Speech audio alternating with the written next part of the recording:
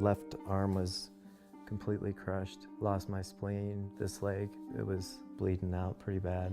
The artery was severed, but they were able to save the leg. Crushed ribs, big old rod in my femur, and got hardware pretty much everywhere. Denver police spent more than 3 months trying to figure out why this man, 42-year-old Christopher Booker, drove into Officer John Adsit and dragged him several yards. An arrest affidavit shows at the time police got the impression Booker suffered a seizure behind the wheel of his black Mercedes. Booker told police he takes medication for seizures and had an episode as recently as November. As Adsit slowly recovered at Denver Health, his colleagues dove deeper into Booker's past. Police say Booker knew he had a medical condition that should have stopped him from driving, but lied about it several times to the DMV. Now they plan to charge Booker with 20 counts, including vehicular assault, first-degree assault, forgery, and attempting to influence a public servant.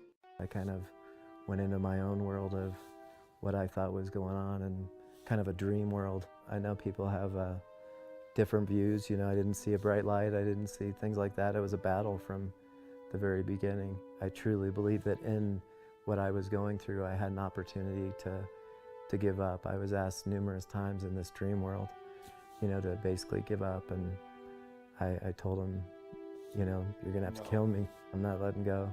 I chose to fight.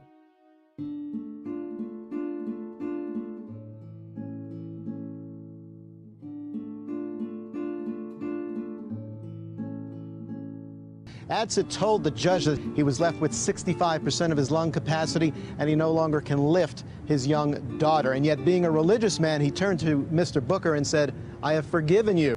Just over a year ago, Officer John Adsit was riding his bicycle and protecting East High students marching on Colfax against police brutality when Chris Booker, behind the wheel of his Mercedes, had a seizure and ran over him. A man who has gone through 16 surgeries. A man who explained how he could not talk for 3 weeks until he had a tube inserted into his throat, and a father whose daughter told him she's mentally scarred by Booker's decision to drive, despite Booker knowing he suffers from seizures.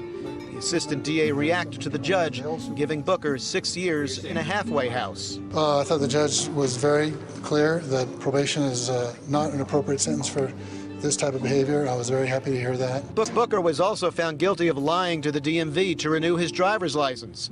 Police say he checked no on a form that asks him if he has seizures.